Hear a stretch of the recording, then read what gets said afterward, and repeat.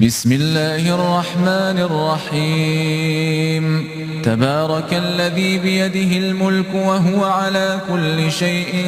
قدير الذي خلق الموت والحياة ليبلوكم أيكم أحسن عملا وهو العزيز الغفور الذي خلق 7 سماوات طباقا ما ترى في خلق الرحمن من تفاوت فارجع البصر هل ترى من فطور ثم ارجع البصر كرتين ينقلب إليك البصر خاسئا وهو حسير ولقد زينا السماء الدنيا بمصابيح وجعلناها رجوما للشياطين